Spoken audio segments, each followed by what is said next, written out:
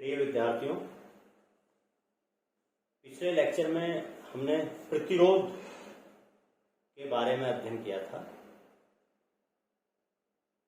और जब हमने प्रतिरोध के बारे में अध्ययन किया था तो उस समय हमने एक फॉर्मूला देखा था प्रतिरोध से संबंधित, जो यहाँ पर लिखा हुआ है R=ρL/A।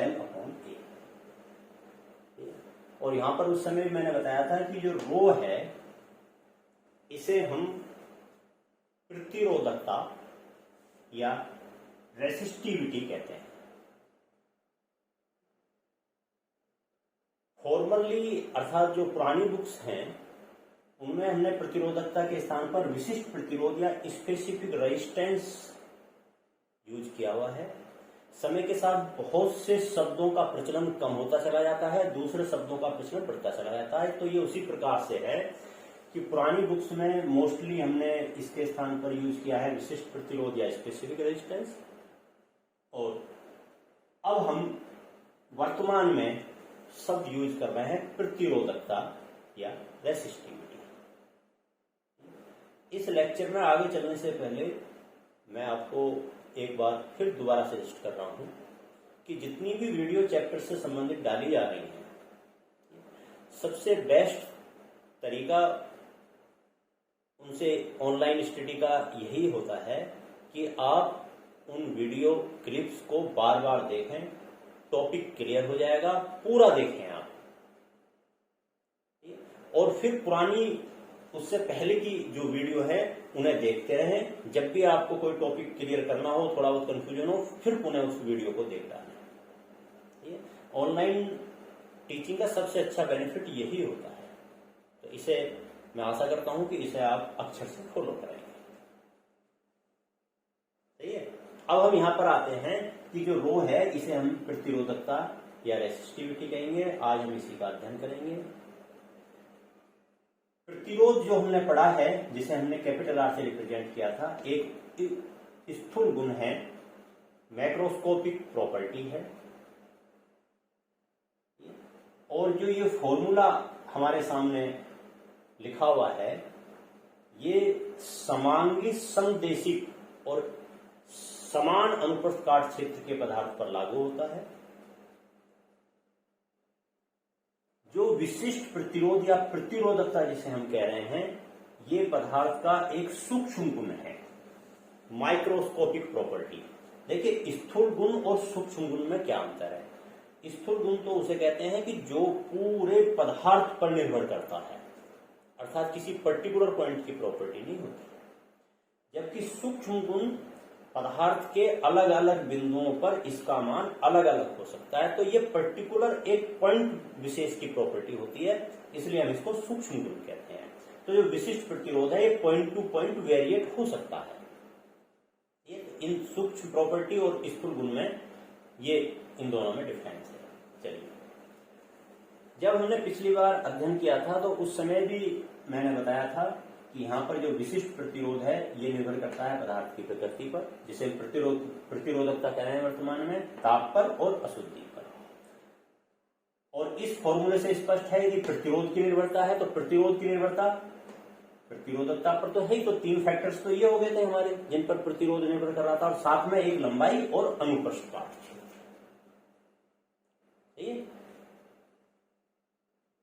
यदि हम आते हैं अब प्रतिरोधकता को डिफाइन करने में, तो देखिए, प्रतिरोध की निर्भरता 5 फैक्टर्स पर हमने देखी थी।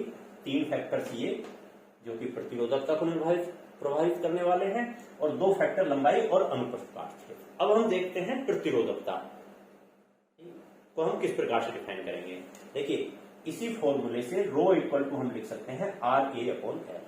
तो इससे स्पष्ट हो जाएगा, यूनिट इसकी जो ऐसा यूनिट है वो क्या आ जाएगी, ओम मीटर।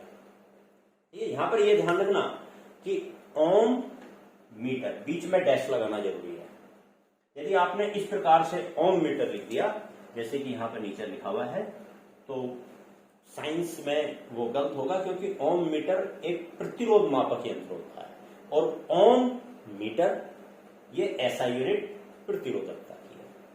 तो इसलिए साइंस में ये ध्यान रखा करें कि अपनी तरफ से आप कोई भी वेरिएशन चेंज ना करें, जब तक कि उसके बारे में आपको कोई कंसर्न ना हो। अब आते हैं इसको हम डिफाइन करने पर। देखिए, डिफाइन करने में यदि हम ए अनुप्रस्थ काट क्षेत्र 1 मीटर स्क्वायर कर दें और लेंथ जो है वो 1 मीटर कर दें, इफ, तो देखिए तब या देन रो इक्वल टू कितना लिख सकते हैं हम, आर के।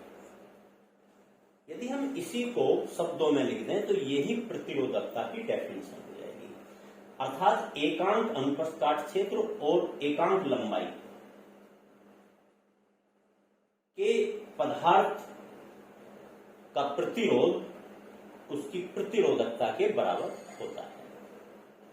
Resistance of wire having unit length and unit cross sectional area is known as या is equal to the resistivity of that material. इसको हम एक दूसरे प्रकार, अच्छा यहां पर आप एक चीज और देख लो। देखिए, हमने प्रतिरोधकता को डिफाइन करते हुए ये दो चीजें कांस्टेंट कर दी, 1 मीटर स्क्वायर अनुप्रस्थ काट क्षेत्र और 1 मीटर लेंथ। तो सहते ही जो चीजें कांस्टेंट कर दी तो उन पर तो निर्भरता अपने आप ही सहते ही समाप्त हो गई। तो जो प्रतिरोध की निर्भरता को प्रभावित करने वाले 5 कारक हमने देखे थे, तो उनमें से 2 कारक हट गए और इसलिए आप वैसे भी ध्यान रख सकते हैं कि जो प्रतिरोधकता है वो फिर इन 3 फैक्टर्स पर डिपेंड करती है। ओके, डिफाइन करते समय यहां पर आप प्रतिरोधकता को डिफाइन करने के लिए एक डेफिनेशन और दे सकते हैं, और वो क्या कि हमने पिछले उसमें भी देखा था कि R इक्वल टू होता है हमारे पास V अपॉन I। ठीक है, यदि हम R के स्थान पर, ये मैं दोबारा, हालांकि पिछले उसमें जब ओम का नियम पढ़ा था उसमें हम इसको इंट्रोड्यूस कर चुके थे, लेकिन फिर मैं दोबारा यहां पर आपको रिवाइज कर रहा हूं। V equal to E into L। यदि L लंबाई के तार पर हम V विभवांतर लगा रहे हैं तो उसमें उत्पन्न वैद्युत क्षेत्र E होगा, और V बराबर हम लिख सकते हैं E इंटू L, और I बराबर हम लिख सकते हैं J इंटू A, जहां पर कि J क्या है, धारा घनत्व, वैद्युत धारा घनत्व ये, और E क्या है, उसमें उत्पन्न वैद्युत क्षेत्र। आप स्पष्ट रूप से आप कह सकते हैं rho equal to E upon J। ये ओम के नियम का दूसरा रूप कहलाता है। ठीक, इसको हम इस प्रकार से भी लिख सकते हैं, ठीक, रो इक्वल टू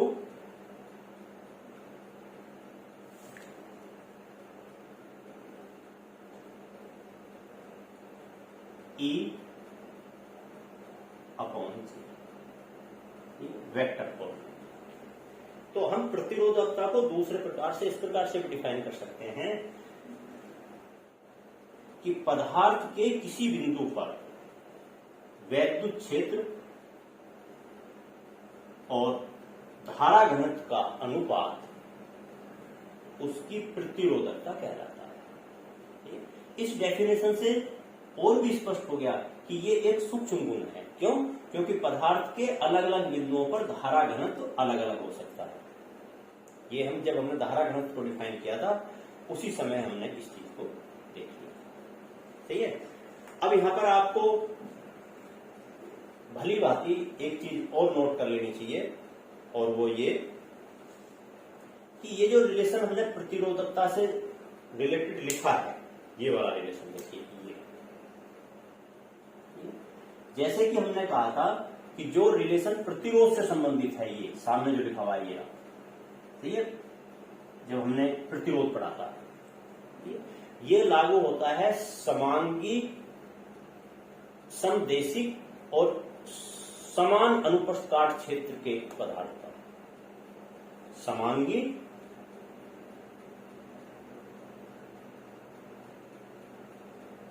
समदेशिक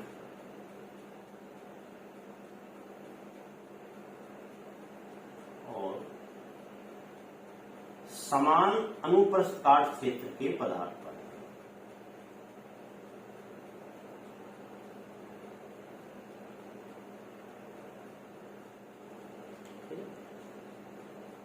प्रतिरोध वाला जो फॉर्मूला है, यदि हम प्रतिरोधकता वाले फॉर्मूले में देखें तो यहां पर समान अनुप्रस्थ काट क्षेत्र हट जाएगा और हम कहेंगे कि ये वाला फॉर्मूला लागू होता है समांगी समदेशिक पदार्थ।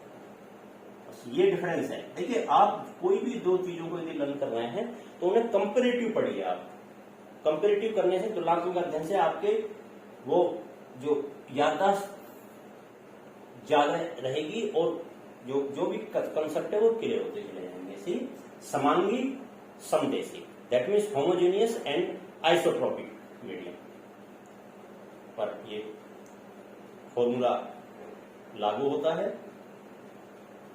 तो अब इससे आगे हम एक पॉइंट और देख लेते हैं साथ साथ में।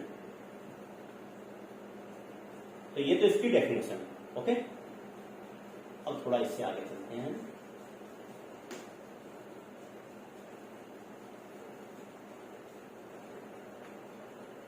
देखिए, अब आती है पदार्थ की निर्भरता की, ठीक है, कि प्रतिरोधकता निर्भरता किस किस पर निर्भर करती है। तो दो पॉइंट तो स्पष्ट है ही, पदार्थ की प्रकृति पर और उसमें मिलाई गई अशुद्धि पर। देखिए, यदि हम कोई भी अशुद्धि मिलाएंगे तो निश्चित है कि उसकी नेचर चेंज होगी। तो हालांकि ये जो अशुद्धि का जो मिलावट है प्रकृति से ही रिलेटेड है, लेकिन फिर भी हमने इसको एक अलग पॉइंट कर दिया है। फिर दूसरा आता है ताप पर निर्भरता, सही है, ताप पर निर्भरता।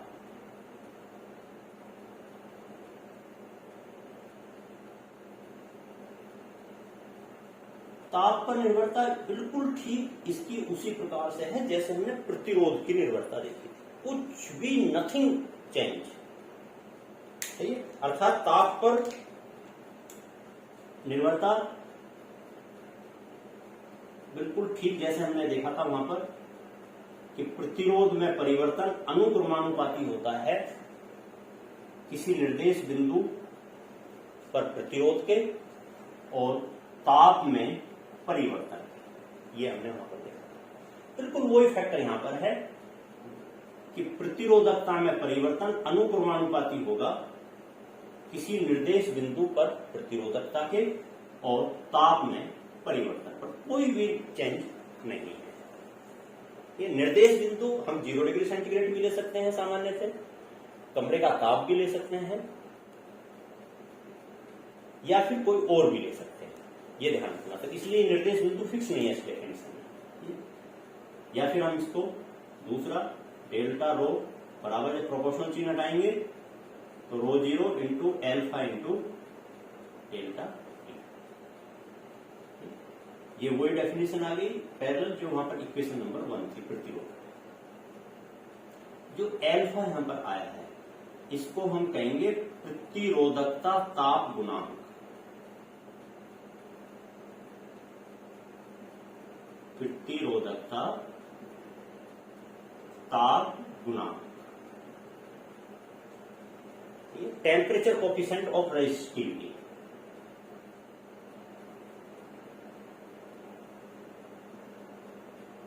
टेम्परेचर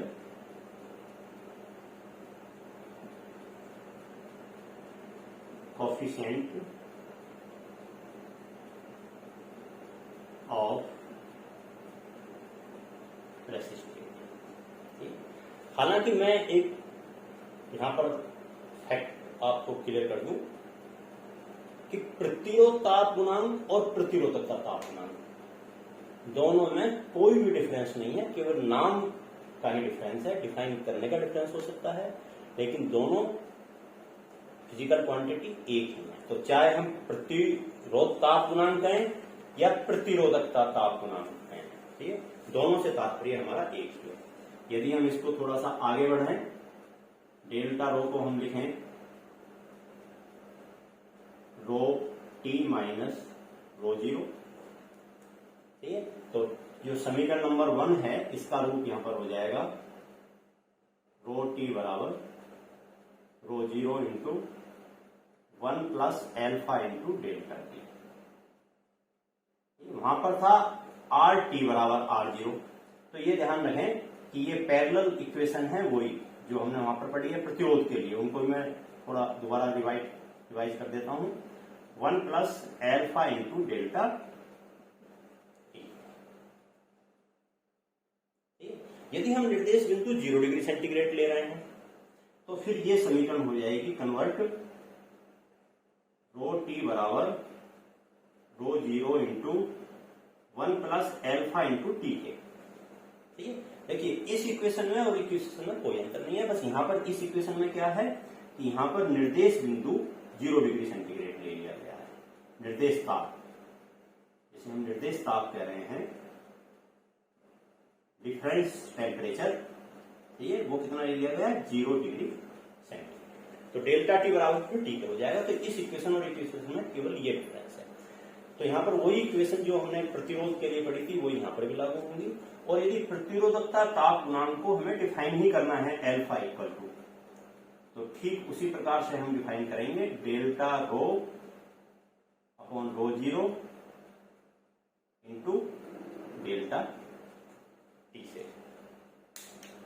सही है, तो डेल्टा टी 1 डिग्री सेंटीग्रेड यदि हम कर दें तो उस समय प्रतिरोधकता में अनुपातिक परिवर्तन किसके बराबर होगा, प्रतिरोधकता ताप गुणांक।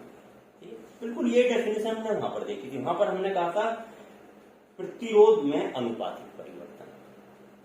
सही है, तो जिस प्रकार से हमने प्रतिरोध ताप गुणांक को डिफाइन किया था उसी प्रकार से हम प्रतिरोधकता ताप गुणांक को डिफाइन करते हैं।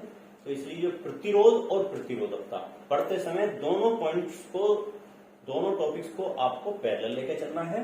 आधे कंसेप्ट आपके अपने आप के लिए होते हैं।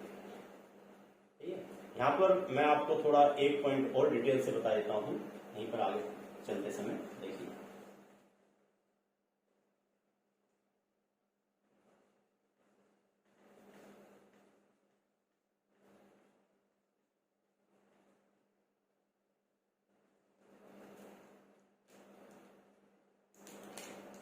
देखिए मैंने बताया था सबसे ज्यादा चालकता होती है चांदी की एज में, after that copper, after that सोना गोल्ड, और आफ्टर दैट एल्यूमिनियम। यदि हम इनकी प्रतिरोधकता देखें तो प्रतिरोधकता जिसकी चालकता सबसे ज्यादा लिखेंगे प्रतिरोधकता उसकी सबसे कम होगी, मतलब प्रतिरोध कम होगा। ओके, तो इसकी प्रतिरोधकता 1.62 इंटू 10⁻⁻8 ओम मीटर। कॉपर की 1.69 इंटू 10⁻⁻8 ओम मीटर। सोने की 2.35 इंटू 10⁻⁻8 ओम मीटर, और एल्युमिनियम की 2.75 इंटू 10⁻⁻8 ओम। ओके, अब यहां पर ज्यादा देखिए, ये तो हम दो पदार्थ मोस्टली आप जानते हैं, प्रयोग नहीं कर सकते ज्यादा, मोस्टली बहुतायत में क्यों नहीं कर सकते, इसका उत्तर आपको पता है। ओके, अब आता है हमारे पास कॉपर और एल्युमिनियम। हालांकि एल्युमिनियम की प्रतिरोधकता ज्यादा है, ये स्पष्ट दिख रही है हमें, एल्युमिनियम की जो प्रतिरोधकता है वो ज्यादा है, लेकिन इसकी डेंसिटी कॉपर से कम होती है। इसलिए समान द्रव्यमान के लिए यदि हम देखें तो समान द्रव्यमान के लिए एल्युमिनियम का प्रतिरोध, मतलब उसी अनुप्रस्थ काट क्षेत्र और उसी लंबाई का तार, दो तार लें हम, एक कॉपर का लें और एक एल्युमिनियम का लें, ये समान द्रव्यमान के लिए दोनों, तो उसमें एल्युमिनियम का प्रतिरोध कम होगा क्योंकि इसकी डेंसिटी कम होती है। इसलिए ट्रांसमिशन लाइन है मोस्टली, वहां पर हम कॉपर के बजाय क्या प्रीफर करते हैं, एल्युमिनियम, क्योंकि इसका वेट मास जो है कॉपर से कम होता है, समान लंबाई और समान अनुप्रस्थ काट क्षेत्र के लिए। ओके, एक दूसरा जो लास्ट में इसमें एक टॉपिक बचता है, उसमें कई बार कंफ्यूजन हो जाता है और उसे आप अच्छी तरीके से देखो। देखिए एक शब्द आता है चालकत्व,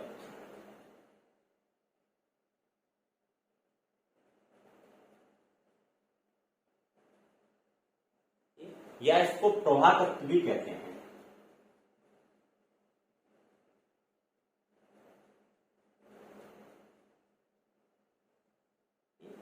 दैट इज कंडक्टेंस।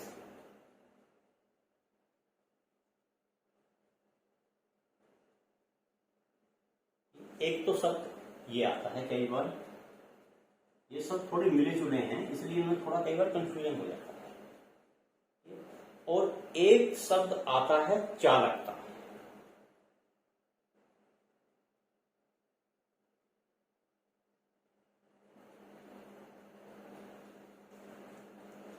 या कंडक्टिविटी।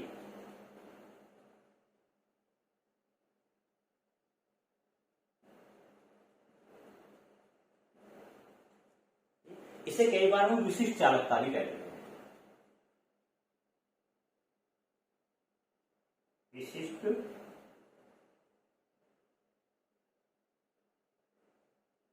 चालकता, स्पेसिफिक कंडक्टेंस।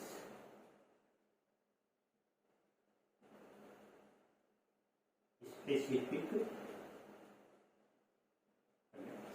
इन दोनों में डिफरेंस देख लो, इन दोनों में डिफरेंस क्या है। देखिए, जो चालकत्व या प्रवाहकत्व है, इसे तो हम G से रिप्रेजेंट करते हैं और ये प्रतिरोध के वैक्यूम के बराबर होता है।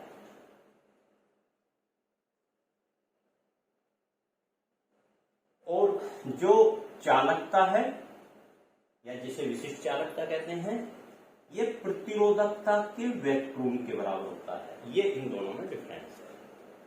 यूनिट इसकी हो जाएगी ओम इनवर्स, या हम ऐसे लिखना चाहें ओम इनवर्स, या फिर इसको मो भी कह देते हैं। ठीक, कई बार इसको सीमेन भी कह देते हैं हम, सीमेन।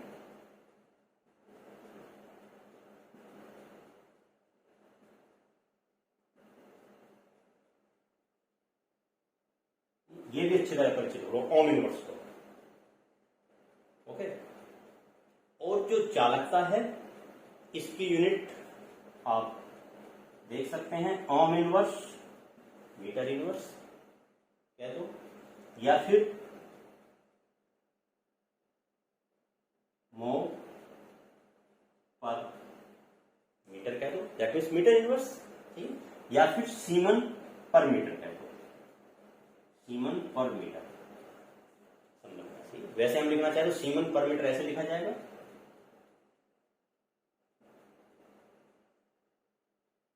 सीमन पर मीटर। तो ये इन दोनों में डिफरेंस है। ओके, तो आज हमने प्रतिरोधकता का कंसेप्ट क्लियर कर लिया है। सभी विद्यार्थियों से मेरा पुनः निवेदन है कि जो भी वीडियो आपसे पहले की डाली गई है उन्हें आप एक बार पूरी सारी वीडियो को दोबारा रिवाइज कीजिए, बार बार देखते रहिए। टॉपिक आपका पूरा चैप्टर क्लियर हो जाएगा, टॉपिक क्लियर हो जाएगा, लर्न भी हो जाएगा आपके जब वीडियो को बार बार देखेंगे। आपके ये भी ध्यान रखना, आपको याद करने की भी जरूरत नहीं पड़ेगी। ये इन वीडियो को आप इस प्रकार से अपने दिमाग में बैठा लीजिए जैसे कि पिक्चर को बैठा लेते हैं। तो उससे आपको बहुत ज्यादा मेमोरी रखने में भी बहुत ज्यादा बेनिफिट है। इससे आगे हम इससे अगले लेक्चर में देखेंगे। Okay, thanks.